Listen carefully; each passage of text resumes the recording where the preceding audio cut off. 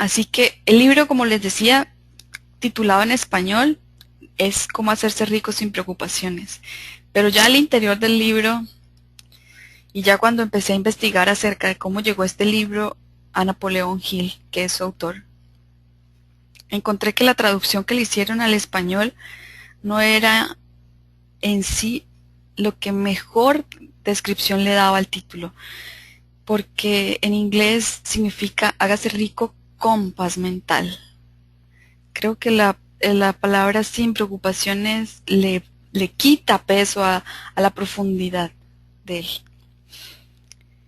Antes de empezar, quiero decirte que si bien hoy la charla va a ser muy de compartir lo que encontré en el libro,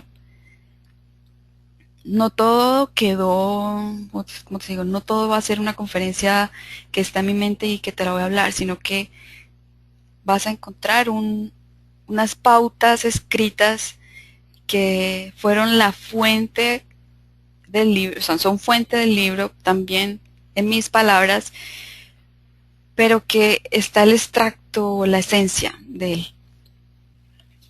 Antes de eso, pues quiero hablarte quién es Napoleón Hill, si es que acaso no sabes mucho de su historia. Napoleón Hill fue un escritor estadounidense considerado el autor de autoayuda de superación más prestigioso del mundo. Fue asesor de varios presidentes de Estados Unidos. Su libro Piense y hágase rico, que estoy segura que lo has escuchado porque realmente es muy famoso, es considerado uno de los libros más vendidos del mundo. En 1908, Napoleón Hill tuvo la gran oportunidad de su vida, entrevistar al industrial Andrew Carnegie. Este encuentro marcó el inicio de una relación muy fructífera. Andrew Carnegie le reveló al joven Napoleón Hill que era posible identificar en hombres exitosos características que podrían ser puestas en práctica por el hombre común, o sea, descubrir una especie de fórmula para el éxito, una selección de virtudes que si llegaban a estar reunidas en una sola personalidad garantizarían el éxito de tal individuo. Él en el libro cuenta cómo cuando Andrew le hizo la propuesta, él no tenía trabajo. Y no era una propuesta de que le iba a pagar por eso. Lo que Andrew Carnegie le iba a hacer era conectarle con aquellas mentes. Y él pudo haber dicho no, porque realmente no tenía cómo vivir. Pero lo que Andrew le decía es que en el camino de esa labor, él iba a encontrar la riqueza. Y fue así. Primó más ese deseo de encontrar esta fórmula que su situación previa, o sea, la situación en la que se encontraba en este momento. Esta labor la hizo por más de 20 años. Yo veo esto y más de 500 entrevistas. Él dice en algunas partes del libro que fueron 504 entrevistas. ¿Y cuántos de nosotros aguantaríamos tanto tiempo haciendo una misma labor o sea, el solo pensarlo seguramente diríamos no. Pero Napoleón Hill lo hizo y encontró precisamente esa fórmula, el secreto de esas mentes que lograron la riqueza y el éxito. Entonces en estas entrevistas reunió, clasificó, probó y organizó las leyes en las que se basa el curso y muchos de sus libros, recibiendo ayuda en personas mediante el estudio de la obra de cada uno de ellos, de la vida de cada uno de ellos. Dentro de las obras de Napoleón Hill están las leyes del éxito, está su obra maestra que es Piense y hágase rico, y así otros libros. Pero el que hoy quiero compartirles es el último, Grow Rich with Peace of Mind, que en su traducción en español lo pongo yo como hágase rico con paz mental. Yo realmente no me he leído la Piense y hágase rico. Leí solamente lo que necesitaba en algún momento, que fue lo de mente maestra, porque me interesaba. Pienso que es igual, ¿no? Lo veo como un libro viejo que está aquí en mi casa. Siento rechazo hacia esos libros porque siento como alergia, entonces no lo leía. Entonces digo, pero por qué decidí escoger este libro y no Piense hágase rico? Ya ahora entiendo por qué, después de haberlo leído, después de conocer también antecedentes como que en los últimos año y medio, vengo con otros temas espirituales como Ho'oponopono, como un curso de milagros, la desaparición del universo, que son libros que realmente están cambiando mi forma de ver mi realidad. Si sentí que era necesario compartir con ustedes en este espacio, pues pienso que también es por algo, tiene una razón de ser, por eso mi compromiso de prepararlo. Vamos a entrar en detalle con este libro y qué cambió de Piense y hágase rico a que Napoleón Hill a sus 80 años escribiese Hágase rico con paz mental. En el libro él cuenta que la finalidad de este libro es ayudar a que alcancen la paz mental al igual que el éxito económico siguiendo un atajo más corto y menos costoso. Es decir, que no es solo el dinero por el dinero, es el dinero unido a tu paz mental. Es un dinero diferente, es una connotación de servicio. Las experiencias compartidas en él le proporcionarán la oportunidad de demostrar que es decir, usted y yo, es el amo de su propio destino y el capitán de su propia alma. Este libro representa en parte, dice Napoleón Hill, una cuidadosa selección de tópicos que han soportado el embate del tiempo. Al leerlos, el lector verá que tienen algo en particular que arraiga en la mente y da nacimiento a una voluntad de hacerlo mejor y lograrlo. Él dice que no había sido posible que él escribiese este libro a los 50, a los 60, a los 70, que fue solamente a los 80 años en el cual él repasó lo que había publicado en otras obras, le dio una connotación más de crecimiento personal, de precisamente como lo dice ahí, del poder de la mente para hacer mejores cosas. Tiene como nuevo objetivo, a diferencia de los otros, que subraya valores que el dinero por sí mismo no pueden comprar, como lo es la paz del espíritu. El libro consta de 301 páginas, dividida en 16 capítulos, todos profundamente buenos, y lo que quiero es compartirte la esencia de cada uno de ellos. El primer capítulo es Conozca su mente y viva su vida. Nunca crea que carece de lo que requiere. Él cuenta que siempre tenemos todos los recursos necesarios para alcanzar nuestro objetivo. Y cuenta la historia de Thomas Alva Edison. Quiero hacer una muy corta lectura de ese párrafo. Es bien sabido que Thomas Edison proporcionó al mundo la primera bombilla eléctrica práctica, pero ¿sabe usted que Edison fue expulsado de la escuela en sus primeros grados por opinar el maestro que tenía una inteligencia retardada e incapaz de aprender? En este caso, Edison resintió el impacto de la opinión de otra persona que le hizo saber, con todo el énfasis de una autoridad en la maestría, que no tenía lo que se necesitaba para absorber por lo menos la enseñanza primaria. ¿A dónde hubiese ido a parar él si hubiese permitido que esta sentencia normara su conducta? Por fortuna para Edison y también para el mundo, decidió vivir su propia vida. A través de una precoz adversidad, Edison descubrió algo que tal vez no hubiese aprendido por medio de la educación formal. Lo primero fue que tenía un intelecto que podía controlar y dirigir hacia cualquier fin deseado. Luego supo que era capaz de utilizar el adiestramiento técnico de otros hombres y dirigir con buenos resultados la investigación científica. Es no dejar que lo que opinen otros nos desvíe de lo que nosotros creemos tener y poseer como don. También mencionaba el caso de una cantante que es el entrenador o quien estaba haciendo la prueba le dijo que mejor se quedara cosiendo ropa, por ejemplo. Y ella no le hizo caso, por supuesto, y lógicamente fue una gran estrella.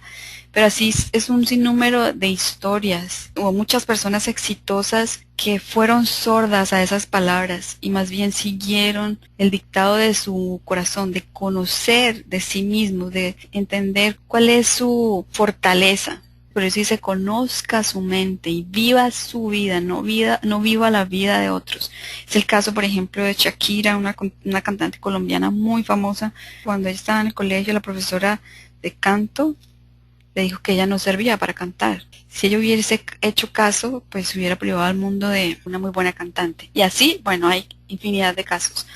Por eso es importante que entendamos que nunca carecemos de lo que se requiere. También dice Napoleón que cuando un chico encuentra un amigo, se encuentra a sí mismo. Él cuenta la historia de que su familia lo clasificaba como un niño malo, un niño que iba, mejor dicho, a delincuente, pero eran como definiciones y él mismo se las empezó a creer, pero solamente fue hasta cuando su madrastra entendió que simplemente él era un niño que necesitaba atención y que había mucho valor por dentro de él. O sea, de una reconoció su esencia y en ese momento él empezó a creer en sí mismos. Esto es un llamado, ya nosotros somos adultos, pero tenemos a nuestro cargo no solamente a nuestros hijos, sino también a las personas que nos rodean, y ahí la importancia de no invalidar a otro, sino más bien ser un amigo para otro. La adversidad, dice Napoleón, es un tónico, no un tropiezo. Y esta frase me encanta. Toda adversidad lleva consigo la semilla de un beneficio igual o mayor. A veces queremos que nuestra vida sea color de rosa, todo bonito, todo hermoso, que todo fluya, pero es que precisamente con las adversidades es cuando aprendemos. Fuera de eso, cuando nuestro carácter se forja y sacamos más de nosotros de adentro, más fuerza, más valor para seguir adelante. También, si uno mira hacia atrás para encontrar qué aprendió en esa adversidad, se da cuenta que hay una lección maravillosa allí. Y hay una frase que me encanta cuando uno está pasando una situación difícil, decir: bendigo el bien que está detrás de todo esto. Porque cuando estamos en ese momento no lo vemos, solamente queremos salir de allí. Pero siempre hay un beneficio detrás de la adversidad. Son muy pocos los que marchan directamente al éxito sin pasar por periodos de fracaso y desmoralización temporal. No obstante, cuando uno se encuentra en posición plena del yo interior, no estamos expuestos a recibir un golpe definitivo. Pero dice claramente cuando uno se encuentra en posesión plena del yo interior, porque podemos derribarnos, pero solo para ponernos de pie de inmediato. Dice que cuando nos conocemos adquirimos una conciencia de triunfo. Lo primero es asumir el dominio de la mente y la vida. Luego es dejarse guiar por esa conciencia de éxito que siempre aparece. Al tener ante la vista el propósito fijado, será fácilmente posible el hallar los medios para lograr lo que se quiere. Muchas veces es intuición, muchas veces es inspiración, pero cuando nosotros tenemos nuestra mente enfocada hacia un objetivo, hacia un propósito, ella trabaja día y noche y nos muestra caminos. Es cuestión de entender, de reconocerla, pero está allí guiando. Cuando se llega a conocer la propia mente y vivir la propia vida, es posible borrar toda una historia de fallos con tanta certeza como se puede borrar lo grabado en una cinta magnetofónica, quedando la cinta o una mente perfectamente receptiva y lista para recibir nuevas y mejores grabaciones. No existe nada más poderosa que una mente que se conozca a sí misma y cree en sus capacidades. Pero por eso es importante conocernos. Y pienso que a veces lo que más nos cuesta es conocernos, identificar nuestras fortalezas, identificar nuestra esencia, porque siempre miramos afuera y queremos es compararnos con otros y mirar lo que tienen otros y por qué no tengo esto. Pero cada uno de nosotros tiene en su interior una lista de incalculable valor. El segundo capítulo se llama Cierre las puertas del pasado. Si has escuchado hablar de Eckhart Tolle, él habla del poder de la hora, y es que siempre estamos o en el pasado o en el futuro, pero generalmente estamos cargando un gran peso del pasado y solamente vivimos nuestro presente con los ojos del pasado, o sea, con las experiencias que el pasado nos trajo, entonces estamos cargando el pasado. Y Napoleón dice en su capítulo 2, cierre las puertas del pasado. Lleve consigo solo aquello agradable e instructivo, deje atrás la tristeza y el dolor, y entonces atisbará hacia el futuro que será suyo. Manténgase alerta a las infinitas combinaciones de circunstancias que presenta la vida. Recuerde que hasta esa condición que el mundo llama como un defecto o impedimento, usted puede llamarle beneficio. Cuando nos quedamos viviendo en el pasado, no vemos las oportunidades que en el presente se nos aparecen de las circunstancias. Pero también nos dice que eso que hace que nosotros seamos diferentes a otros es nuestro beneficio. Puede ser un defecto que otros llaman defecto o impedimento. Y aquí me gusta mucho ver cómo, por ejemplo, en estos últimos meses han salido programas en Nat Geo o también en Infinito, que son canales de televisión, en donde colocan, por ejemplo, superhéroes, y a veces son personas súper extrañas que uno puede decir, no, este tiene algo raro, pero él tomó eso raro y hizo de eso su beneficio, hasta su forma en la que vive, demostrando eso que lo hace diferente. Eso es un ejemplo llevado al extremo, pero todos tenemos algo dentro de sí, dentro de nosotros, que nos hace diferentes. Es muy importante, y Napoleón lo dice, hable solo de éxito. Cuando se habla solo de fracaso, se atrae fracaso. Cuando se habla solo de éxito, se atrae éxito. Una tarea que se relega del pasado abre una puerta en el futuro. Y él cuenta cómo cuando cargamos rencores, resentimientos, etapas de nuestra vida sin saldar, eso se percibe en el futuro. Y cuenta la historia de alguien que está buscando trabajo, pero que tuvo en su anterior trabajo, por ejemplo, problemas con su jefe, y cómo en las entrevistas seguramente le preguntan sobre su anterior trabajo, lo que sale de su boca es un reflejo de lo que hay en su vida, y por tanto seguramente eso le va a afectar su presente. Así que es muy importante cerrar esas puertas del pasado, no dejar abiertas emociones, resentimientos, etcétera. Es que la palabra resentir o rencor es algo basándonos en el pasado. Por eso la importancia de estar aquí y ahora y entender que eso ya pasó y que el hoy es una posibilidad de cambiar. Por encima de todo, asegúrese de que al ascender por la escala del éxito no perjudique a alguien. Y lo recalca mucho, mucho Napoleón Hill. Y habla de que siempre, siempre hay que velar no solo por el bienestar propio, sino por el bienestar de otros. Y dice que faltar a la honradez ocasiona un sentimiento de culpa que destruye la felicidad. Pero aun cuando se han cometido faltas en ese sentido, hay que ponerlas atrás, en el pasado, cerrar la puerta y marchar hacia realizaciones honestas y grandes. Vuelvo y repito, siempre, siempre tenemos la posibilidad de comenzar. No importa lo que haya pasado, no importa qué grande o pequeño ha sido nuestro error, siempre tenemos la capacidad y la oportunidad de hacer cosas grandes. Esta me encanta, que es haga un esfuerzo adicional. Y es que cuando tenemos un trabajo, cuando estamos haciendo un trabajo, nosotros podemos elegir entre hacer un trabajo bueno, hacer un trabajo excelente o hacer un trabajo extraordinario. Aquel que hace un trabajo bueno está cumpliendo con su labor, pero aquel que hace un trabajo extraordinario es quien el que está abriéndose a nuevos horizontes, a nuevas oportunidades. Y hace un tiempo encontré una capacitación que se llamaba El trabajador empeñoso, creo que era algo así. Y decía, aquel que trabaja por lo que le pagan, merece lo que le pagan. Es decir, esta es su labor y hace perfectamente su puesto.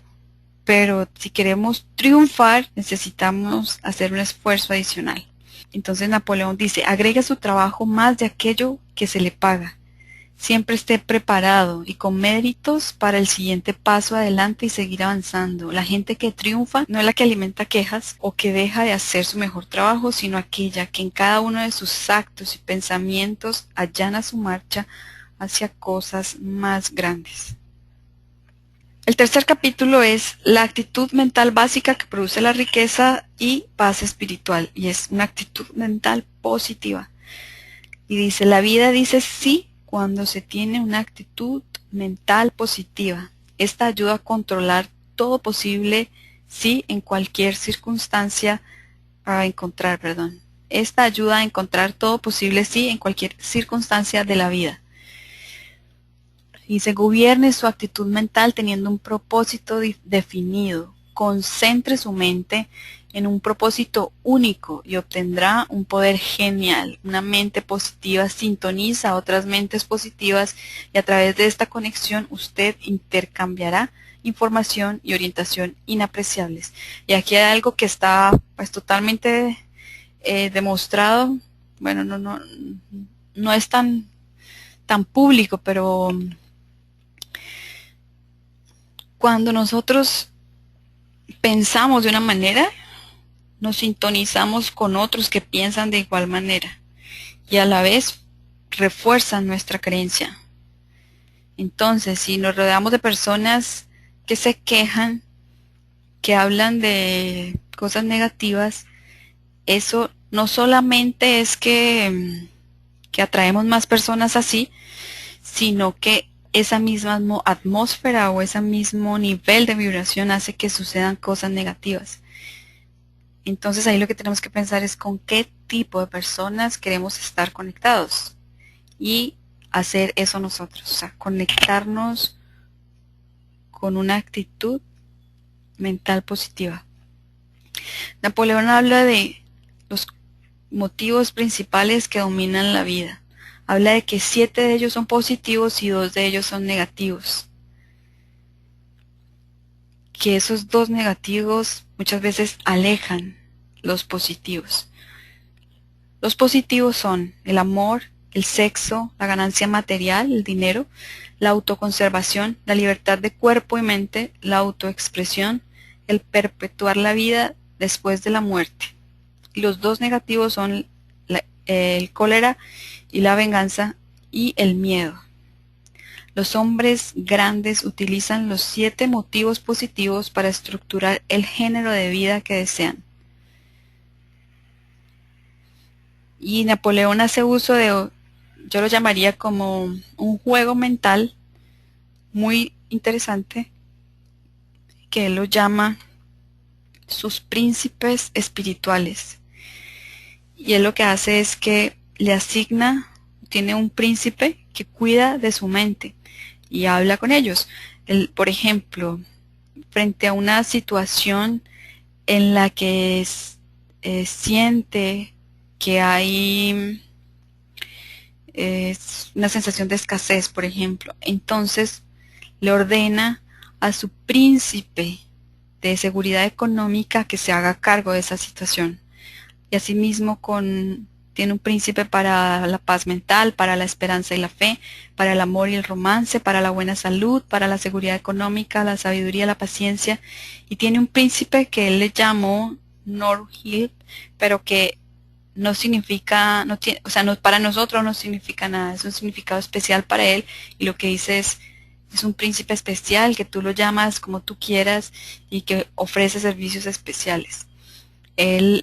Esto me parece a mí que es yo lo llamo un juego mental porque de alguna manera estamos, a través de este personaje, estamos dando la certeza de que esa orden se va a cumplir, de que este guardián va a proteger nuestra paz mental, nuestra esperanza, nuestro romance, la salud, la seguridad económica o cualquiera que sea la función.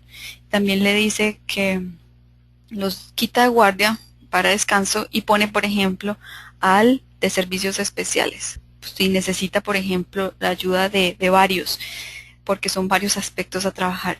Pienso que son ayudas que él creó y que le funcionaron a él y que nos las compartió, y que si las ves desde el punto de vista de algo con que aferrarse, de algo que es la seguridad de esa protección, de esa guardia, me parecen geniales. Y dice que usted puede impedir que sus motivos, los motivos positivos y negativos, se opongan entre sí. ¿Por qué? Porque a veces por sacrificar, miremos cuáles son los motivos, por ejemplo, por sacrificar el tener dinero, limitamos la libertad de mente y cuerpo. No, por ejemplo, no podemos expresarnos. Y él dice que hay que tener especial cuidado con esto. Y así pueden estar otros en conflicto. Y quiero contarte o leerte la historia de él, porque realmente a mí me pareció sorprendente. Está en la página 65. Dice, permítaseme hablarle de una experiencia que tuve cuando desempeñaba mi primer trabajo. Acababa de salir de la escuela comercial y no tenía ninguna experiencia de las cosas de la vida y de los modos de ser de los hombres. Mi patrón era dueño de varios bancos. Había colocado a su hijo como cajero de uno de ellos, ubicado en una población distante. Una noche, el gerente de un hotel de ese lugar me llamó por teléfono para informarme que el hijo de mi patrón se hallaba metido en una grave dificultad. No le había sido posible comunicarse con el padre de él, o sea, mi jefe. De inmediato cogí el tren y arribé al lugar de Marras a la mañana siguiente. Cuando llegué al banco me encontré con que las puertas estaban cerradas pero sin echar la llave. Adentro, la caja de caudales estaba abierta de par en par y los hermosos billetes verdes hallábanse esparcidos por el mostrador del pagador. Cerré la puerta y tomé el teléfono. Logré comunicarme con mi jefe y le dije por qué había ido a esa ciudad y lo que había encontrado a mi llegada. Grandemente impresionado me dijo, cuente el dinero, revise los libros y haga un giro a mi cargo por cualquier descubierto que encuentre. Me puse al punto a contar el dinero. Para mi sorpresa no faltaba un solo céntimo. Estuve un rato contemplando los rimeros de billetes. Mi juventud había sido trágica, turbulenta y pobre. Mi estado presente era de escasez económica y ahora tenía allí, delante de mi persona, alrededor de $50,000 en efectivo, de los cuales muy bien podía embolsarme la mitad sin que nadie lo supiera ni me exigiera cuentas. El hijo de mi patrón ostentaba claras señales de desequilibrio mental. Todo el mundo creería que él había dispuesto de ese dinero. Además, todos sus actos correspondían a un ladrón y yo era el único que sabía que no era culpable. El motivo de la ganancia material pesó en esos momentos sobre mí con gran fuerza, pero el motivo de la libertad me dijo, no lo hagas, o más bien fue algo que me hizo seguir siendo honrado, porque en esa época no podía identificar los motivos principales que mueven a uno. Quizás ese algo fue el resultado de ciertas conversaciones que tuve con mi madrastra antes de partir de casa, en las cuales me inculcó la verdad de que yo era dueño de mi propia alma y que siempre debía vivir en consonancia con ese principio. Procedí a guardar el dinero en la caja de caudales y enseguida llamé por teléfono a mi jefe para importarle que no había ningún desfalco y que no faltaba un solo centavo. Salí del recinto del banco con el espíritu en paz, libre, positivo y alegre. A partir de entonces he puesto el motivo de la libertad por encima del motivo de la ganancia material. He llegado a tener todo el dinero que necesito sin poner para nada en peligro mi libertad.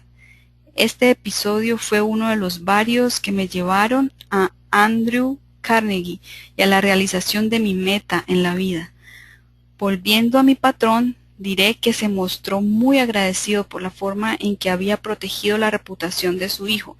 Más tarde me costeó mis estudios en la Georgetown University. Esto me condujo a través de un encadenamiento de circunstancias a entrar en contacto con el señor Carnegie. Si yo hubiera cedido al impulso de la ganancia material aquel día, la ciencia de la realización personal jamás habría existido. Es muy cierto, como lo dice Emerson, de que exista un socio silencioso en nuestras transacciones y ay del hombre que pretenda jugarle una mala partida a la vida.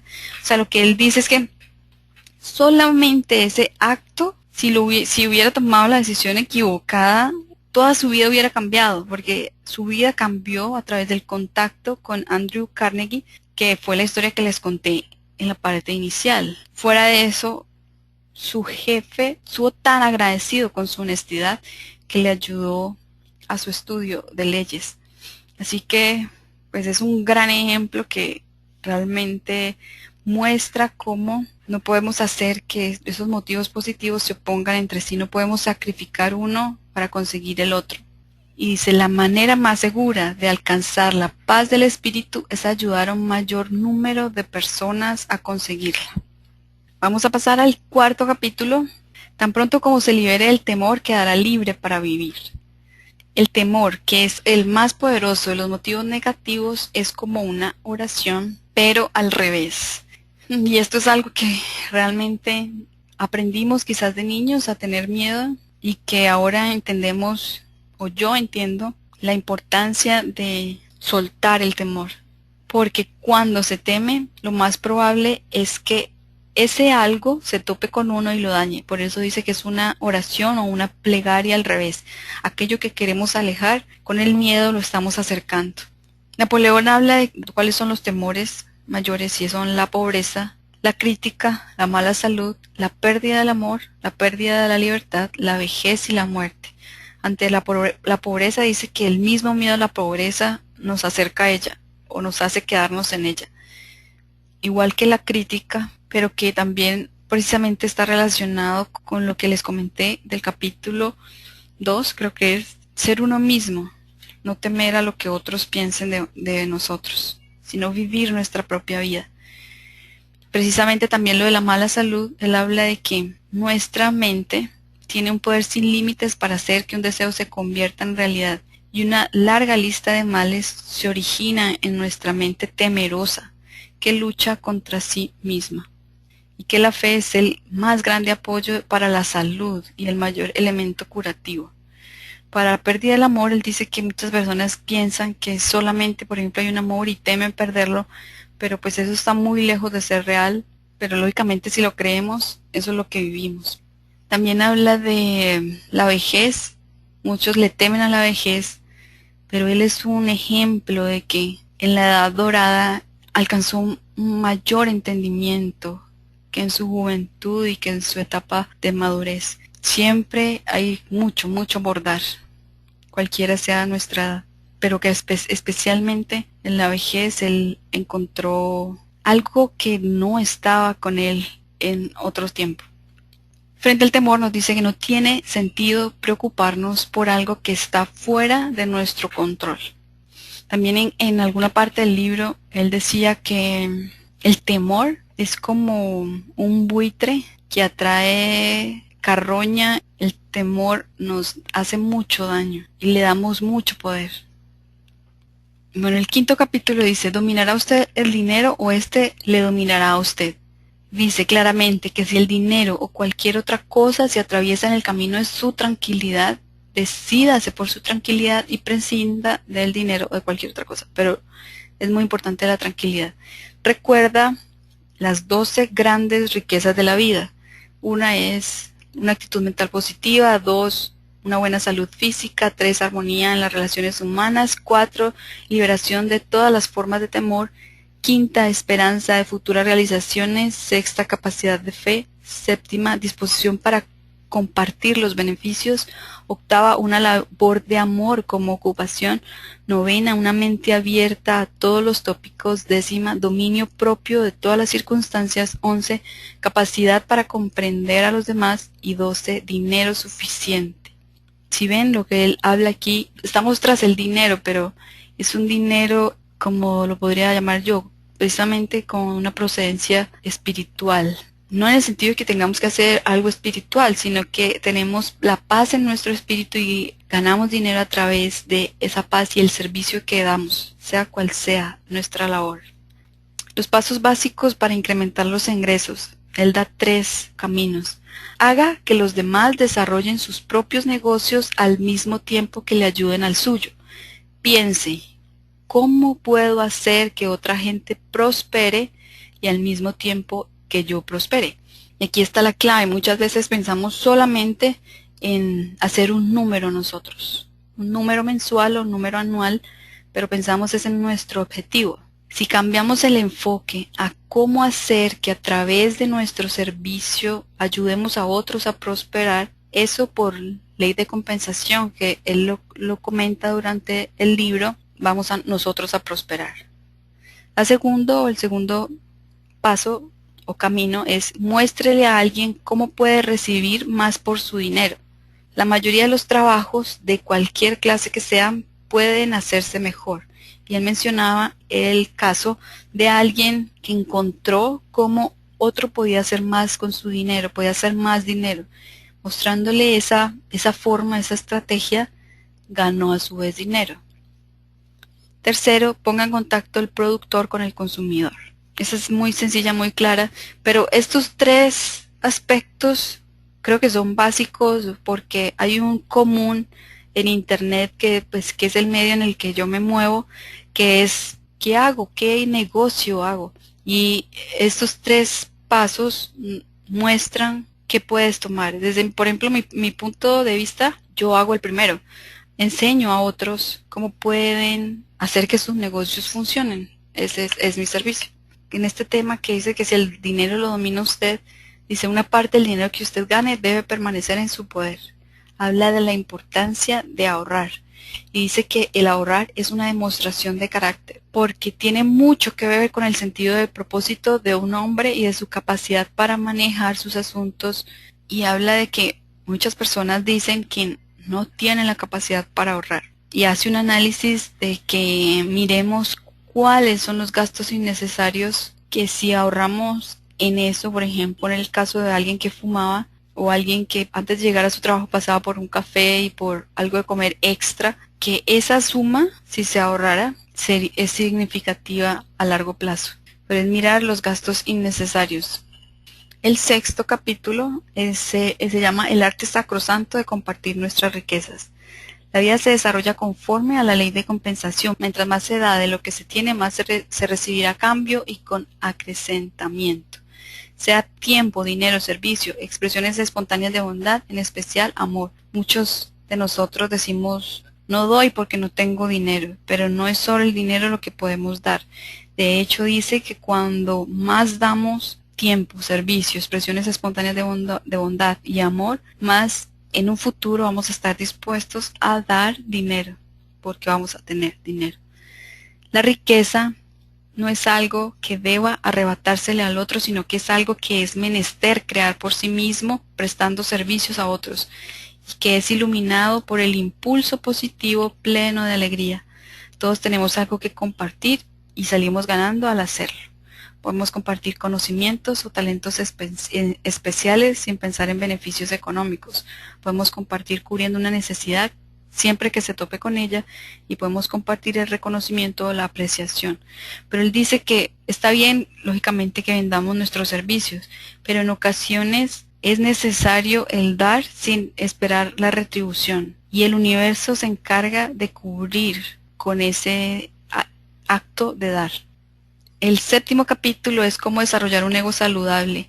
Y no es el ego que quizás has escuchado que impide tu crecimiento, porque es un ego creído, que se cree superior a otro, sino que él habla precisamente de un ego saludable y es aquel aspecto que te da fortaleza, que despierta tu grandeza de hacer cosas grandes, no de que eres más grande que otro, sino de que tienes toda la capacidad para lograr un objetivo. Y dice que solamente el conocerse a sí mismo puede hacer que identifiques ese estimulante para tu ego, pero que solamente el hecho de hallarlo va a hacer que encuentres como una llave maestra. Cuenta historias, por ejemplo, de aquel que su estimulante era un anillo y con ese anillo se sentía poderoso y podía cerrar todos los negocios que hacía, pero también, por ejemplo, aquel que tenía unos palos de golf en su carro porque él quería como de alguna manera sentir que tenía el tiempo libre para dedicar, o sea, mostrar como un estilo de vida, y ese era su elemento que ayudaba a exaltar el ego. Pero también habla que hay circunstancias, por ejemplo, en que personas han perdido todo y su ego está minimizado porque se siente fracasado. Y es necesario que él haga algo para salir de ese estado en el que su ego está afectado, para que él empiece a creer en sí mismo. Y muchas veces es conectarse con la abundancia. La clave está en conectarse con la abundancia, que puede ser para unos como el anillo, pero también para otros puede ser el vivir situaciones, por ejemplo, de ir a cenar a donde le gusta ir y no a donde le toca, el verse bien físicamente, pueden ser estimulantes. Cuenta una historia fascinante. Napoleón Hill no tenía quien le publicara su libro, pero él sintió la certeza de que debía ir a Filadelfia a encontrar a esa persona. No sabía quién era, pero sentía dentro de sí. Al llegar allí fue a buscar una guía telefónica, tenía poco dinero y en su mente estaba el buscar un lugar económico para poder estar varios días, pero otra parte dentro de sí le dijo que no, que él debía ir a un mejor lugar en donde él se sintiera bien, se sintiera con poder para encontrar a aquella persona. Si él hubiera elegido el estar en un lugar económico, no se hubiera sentido bien consigo mismo y hubiera alejado la posibilidad de encontrarlo. Eligió estar en uno de los mejores hoteles de Filadelfia, pagando casi el valor por noche de lo que tenía, y se dijo a sí mismo que en su mente iban a pasar los nombres de personas que él había conocido y que cuando encontrara el nombre de aquella persona que le iba a publicar su libro, él lo iba a reconocer. Bueno, se puso en contacto con esta persona, la persona llegó, estaba cerca, no en la misma ciudad, pero cerca, se desplazó hacia donde él. La impresión de la persona cuando llegó fue que él estaba en una situación cómoda por estar allí en ese hotel, él se sentía con poder. La persona decidió publicarle su primera obra, que fue Las leyes del éxito, la de las 1800 páginas, y le dio dinero como un adelanto de su publicación. Eso no hubiera sucedido si su ego estuviera afectado. Así que debemos encontrar esos disparadores de nuestro poder interno, encontrar, sentirnos bien, sentirnos capaces. A veces puede ser, como lo dije, vestirse bien, pero para otros puede ser el estar en contacto con la abundancia que se desea. El octavo es cómo transmutar la emoción sexual en poder de realización. Este es un capítulo controversial que encontraba yo en internet, que muchas personas no lo entienden porque también lo mencionan en Piense, hágase rico. Y Napoleón lo que hace referencia es que la mayoría de los hombres alcanzan el éxito después de los 40, cuando su energía sexual se encuentra más enfocada. Y él dice que si una persona joven pudiera concentrar toda esa energía que gasta solamente en el placer físico, podría conseguir más dinero, porque lo que él dice no es alejarse del sexo, sino es no enfocarse en el sexo solamente, que es algo muy marcado en nuestra sociedad. Siempre nos están vendiendo publicidad de carácter sexual, siempre el sexo es una fuerza que mueve mucho, pero precisamente habla de que esa energía bien enfocada es la habilidad de mudar el deseo de contacto físico a un deseo semejante de expresión, pero en otro terreno. Entonces, el utilizar esa energía en ser exitoso, por ejemplo, en tu pasión, en tu trabajo, en enfocarte, es lo que hace que podamos utilizar ese potencial. Y él dice que él reconoce en los hombres exitosos que tienen una energía sexual poderosa. El noveno dice que para triunfar en la vida primero hay que ser uno mismo, porque solamente es verdaderamente rico quien es dueño de su mente a la vez que de su fortuna. Dice, cuídese de no imitar a nadie, en ningún momento, porque al hacerlo se suprimen capacidades que son únicamente propias de uno y que pueden estructurar su prosperidad personal. No permita que nadie le soborne para que deje de ser usted mismo. Todo ser humano necesita vivir su propia vida. Usted puede ayudar a otros, pero no entrometiéndose en su vida, sino ayudándoles a descubrir y utilizar sus cualidades. El propio control le proporcionará fuerza. Él dice que a veces es bueno guardarnos nuestras opiniones y dejar que la otra persona sea también ella misma. Así vamos a tener autocontrol, autodominio, pero a la vez vamos a dejar que el otro también desarrolle su autocontrol y su autodominio, y vamos a evitar fricciones.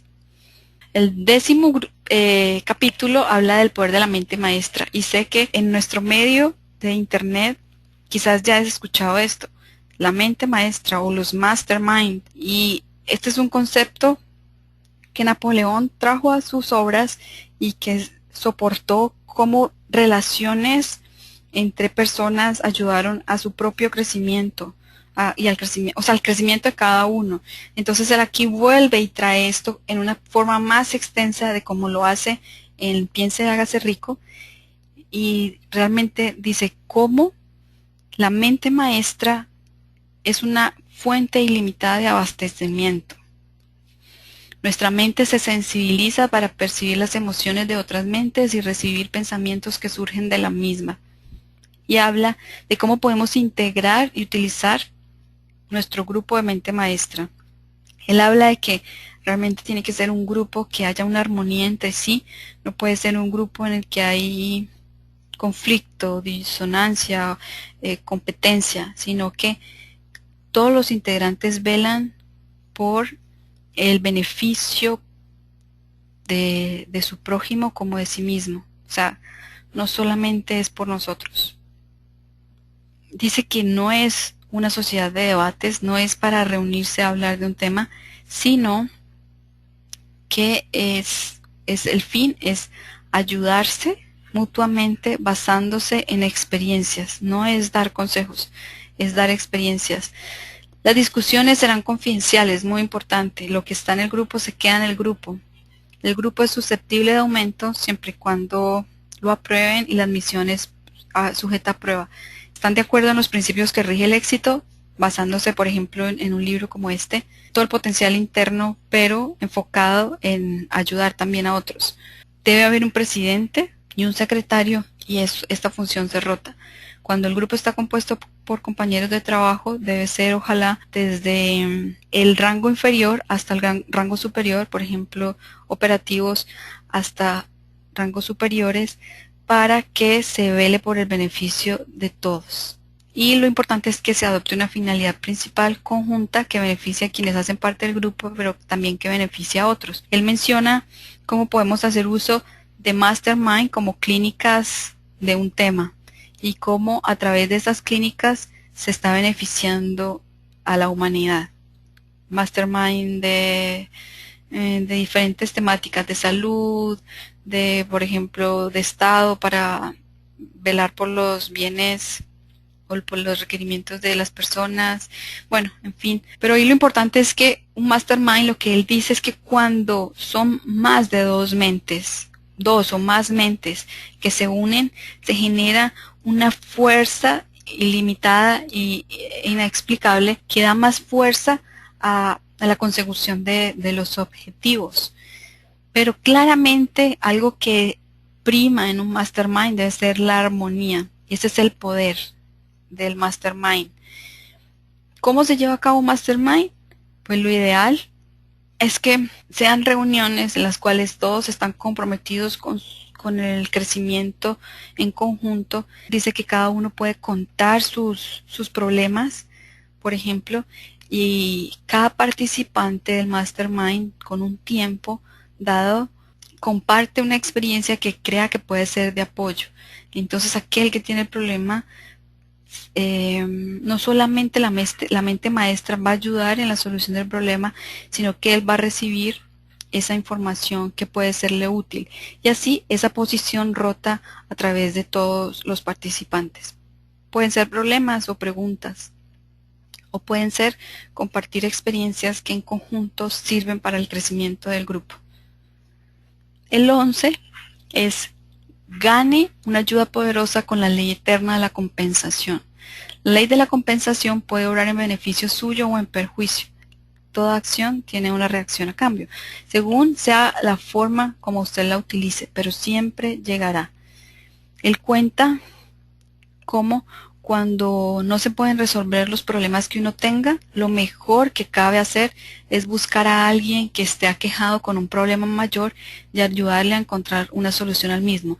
Él cuenta cómo él estaba en una situación difícil y fue, no sé, a una ciudad y se encontró con un amigo, pero encontró que su amigo tenía una situación peor, con un restaurante, y bueno,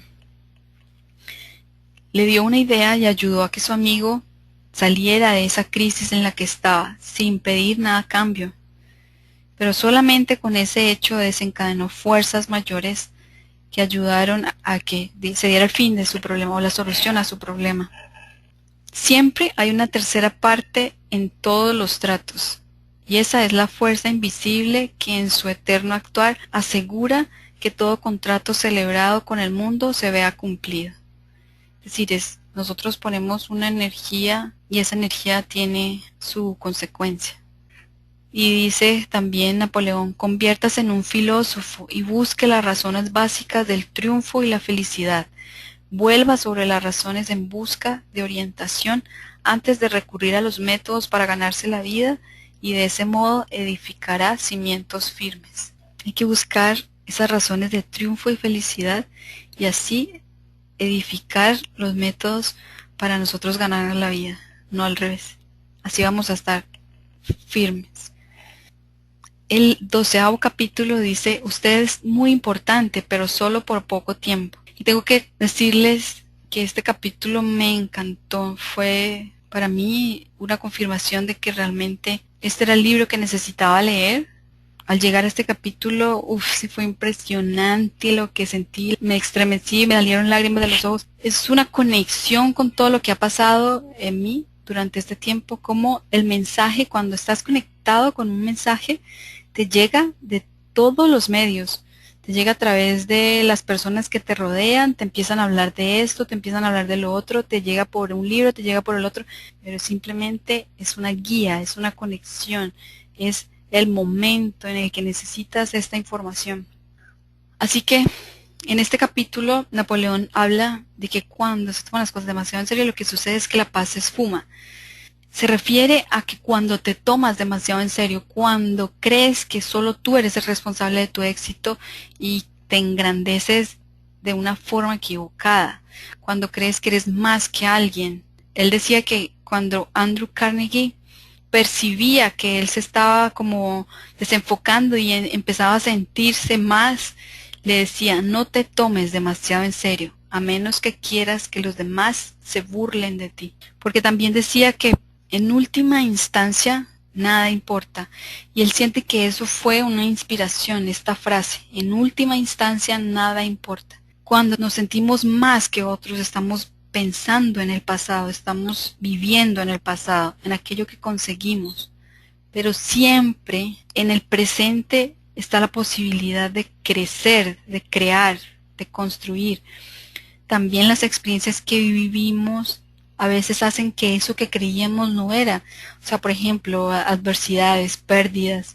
Pero, como lo dice Napoleón, en última instancia, nada importa. Todo tiene su importancia cuando ocurre a su tiempo y en el lugar apropiado. Pero es necesario un rinconcillo de la conciencia para ese último análisis que mantiene la perspectiva y reconoce la existencia de un largo y remoto pasado en el mundo, así como en el presente, porque esto proporcionará más paz y prestará una mayor seguridad y fortaleza.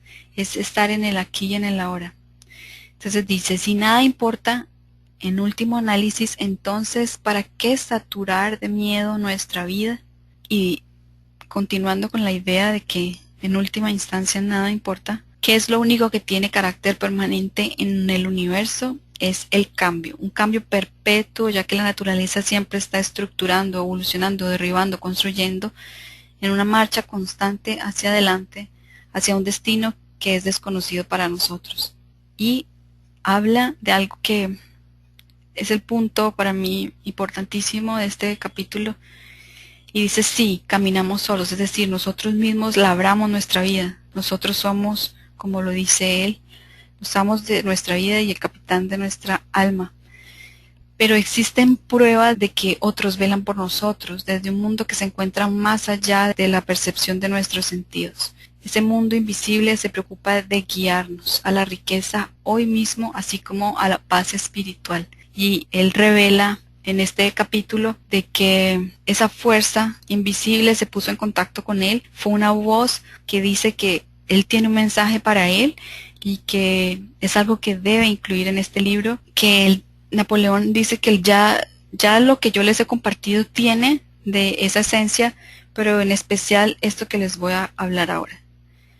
El maestro le dice a Napoleón que existen 26 enemigos que nos impiden el paso por la selva de la vida, que al derrotarlos se adquiere una capacidad de vivir una vida de paz, abundancia, éxito y disfrute. Estos 26 enemigos nosotros los conocemos. Ellos son el miedo, la codicia, la intolerancia, el egoísmo, la lujuria, la cólera, el odio, los celos, la impaciencia, el engaño, la falsedad, la insinceridad, la vanidad, la crueldad, la falta de compasión, la injusticia, la calumnia, la murmuración, la irresponsabilidad, la deshonestidad, la deslealtad, la venganza, la preocupación, la envidia, la hipocondria y la indecisión. Y dice que cuando día a día procuremos vivir sin estos enemigos, vamos a alcanzar nuestra paz, que a la vez esta paz que alcanzamos conlleva también responsabilidades de compartirla. Esto me estremeció porque yo estoy estudiando el curso de milagros y eso mismo está allí. Encontrar que otro lo dice de otra forma es de alguna manera la confirmación de que es un llamado. Y si yo sentí que tenía que compartir esto, también es un llamado para que busquemos en sí, es ser mejores seres humanos, es vivir lo que es la verdadera humanidad y no lo que creemos que somos, que realmente no somos. Nosotros no somos ninguno de estos enemigos, nosotros somos mucho más y tenemos toda la capacidad para salir de esto. Y para eso quiero compartirles el principio de una plegaria, que realmente siempre pedimos de una forma como si no tuviéramos el poder, pero os pedimos como cosas insignificantes, no sé, pienso que nos han enseñado a orar de forma que no es. Entonces dice, la oración, me dijo el maestro, tiene que estar basada en una verdadera necesidad de ayuda para llevar a cabo algo de valor constructivo. En la verdadera plegaria se pide ayuda solo después de que se ha hecho todo el esfuerzo personal necesario sin obtener ningún resultado. La persona que ora pidiendo ayuda no debe creer que con ello se despoja de su libertad de acción, sino que lo que hará será cooperar con las fuentes de ayuda que no puede ver. O sea, a veces queremos que todo se nos haga cuando lo que es importante es reconocer que hemos intentado, que necesitamos orientación, pero a la vez que vamos a cooperar con esta fuente para lo que necesitamos. Tienes que aceptar con confiado respeto de sí mismo que su primer deber radica en mejorarse él mismo y sus relaciones y que de esto, cuando esté bien hecho, derivará su segunda obligación, que será ayudar a la humanidad. Así que para mí este capítulo fue realmente revelador. El capítulo 13 dice, ni muy poco ni demasiado. La riqueza viene cuando el individuo se percata de la existencia de su potencial interior para conseguirla, cuando por primera vez se concibe en la mente cómo transformar la materia prima de las circunstancias en una oportunidad creadora de la riqueza. Él dice cómo aquel que está conectado encuentra a su alrededor lo que necesita. También ya lo había mencionado, que no se carece de nada. La paz de espíritu es riqueza. A menudo se presenta cuando el hombre descubre cómo dar. Y aquí hay algo que es muy importante con la cuestión de dar y es la regla de oro, y que es necesario interpretarla en el sentido de que la regla de oro es así: ayudar a los demás en la forma como uno desearía que nos ayudaran si cambiáramos de posiciones, porque menciona como por ejemplo en la Biblia dice, haz a otros lo que te gustaría que te hicieran a ti, pero no es así, es al revés, haz a otros lo que a ellos les gustaría, es entender la necesidad que tiene el otro. Y aquí hay una historia que me pareció muy graciosa, como que nos ayuda a entender el cambio del sentido de ayudar.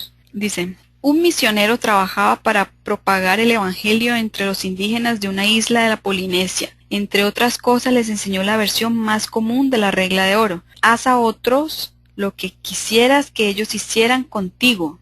El jefe de la tribu le impresionó mucho esto y un día se presentó en casa del misionero para hacer la entrega de un pequeño obsequio. Consiste en 6 esposas extras. Entonces me pareció graciosísimo porque era un misionero, pero como lo entendió tal cual, este jefe de la tribu quería para sí eran 6 esposas y entonces se las dio al misionero. Entonces dice, Napoleón, aplíquese la lección en serio y verá que la verdadera bondad de dar consiste en dar al prójimo lo que éste necesita.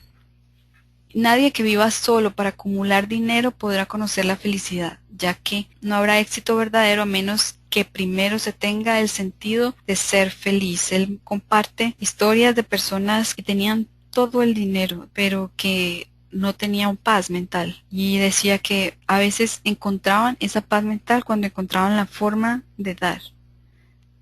El 14 es el mágico poder de la fe. Este es el secreto supremo.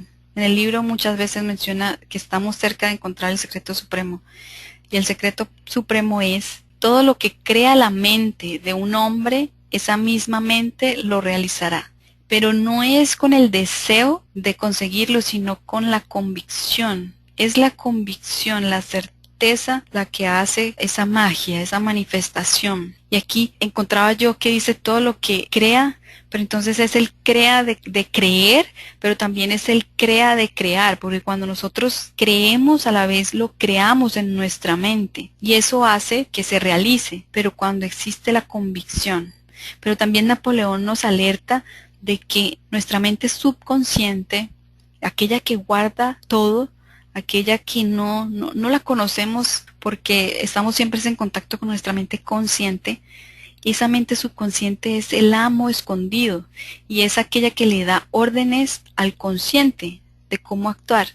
Entonces es muy importante que nosotros ya definamos, o sea, de forma definida lo que queremos alcanzar, se lo implantemos a nuestro subconsciente. ¿Cómo? Con firmeza, para que este subconsciente se comporte y le dé la orden al consciente de acuerdo a lo que queremos. A ver, no sé si lo expliqué bien, pero entonces el subconsciente es el amo escondido y le da órdenes a nuestro consciente. Así que lo que nosotros necesitamos hacer es implantar esa fe, que es la convicción, de una forma reiterativa, siempre concentrada, repitiendo para que esa idea, esa convicción se plante allí y entonces ella le dé las órdenes al consciente y logremos nuestro objetivo. Él cuenta la historia de su hijo, que su hijo nació, la parte física de las orejas no la tiene, pero también su órgano receptor no funcionaba y él a través de mensajes para llegarle al inconsciente de su hijo mientras estaba dormido,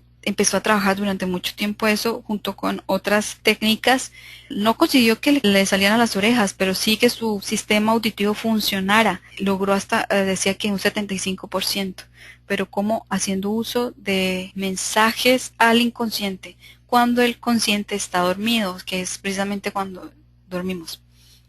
Que cuando el consciente está desactivado, por así decirlo, lo que necesitamos es pasar la barrera del consciente, pero muchas veces podemos llegar al subconsciente con repeticiones constantes al consciente. Entonces él mencionaba la técnica de mensajes cuando uno duerme. También hoy en día está la técnica de los mensajes subliminales, que nuestro consciente no los entiende, pero nuestro subconsciente sí los entiende. Y de esa forma podemos implantar nuevas ideas y borrar las limitantes.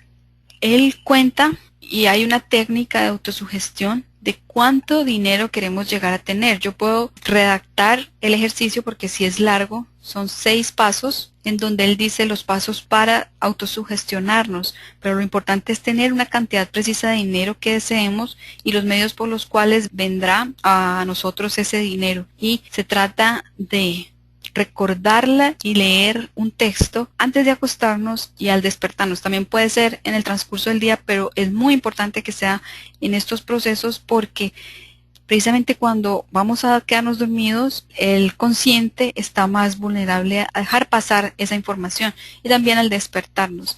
Además es una forma de estar presente esta idea. El capítulo 15 es el entusiasmo y algo más. Napoleón aclara que el entusiasmo es un estado mental que inspira, estimula a poner acción en la tarea que se ejecuta. Es la más contagiosa de las emociones y transmite un ímpetu hacia el acuerdo y la acción a todos los que se encuentran al acceso de las palabras del individuo. O sea, el entusiasmo contagia y por eso cuando actuamos con entusiasmo en lo que hacemos, en nuestro objetivo, podemos más fácilmente conseguir nuestro propósito. Habla del entusiasmo en las ventas, cómo con entusiasmo podemos llegar a nuestro cliente, mostrarle los beneficios de este producto y hacer que él entienda cómo estos beneficios van a impactar su vida, porque eso lo podemos hacer a través del entusiasmo. También reconoce que nosotros siempre estamos vendiendo. Vendemos nuestra imagen, vendemos nuestros servicios, vendemos, hasta si no tienes algo comercial, estás vendiendo, vendes ideas. ¿Cómo? A través de tu entusiasmo. Es una herramienta poderosísima. Sin embargo, dice que no con el entusiasmo debemos imponer. No es una persuasión deshonesta. Es una persuasión enfocada al beneficio de ambas partes. Dice que la venta honesta y eficaz incluye el tener conocimiento que sirva de ayuda al cliente y un firme deseo de serle de utilidad. También habla que en los procesos en los cuales queremos persuadir a otros, cuando hablamos de algo negativo, conectamos a esa persona con los recuerdos de un evento negativo y esto nos aleja del propósito, por ejemplo, una venta o del propósito de persuadir. Por lo tanto, un consejo es no mencionar, por ejemplo, aspectos negativos de la competencia o mencionar aspectos negativos.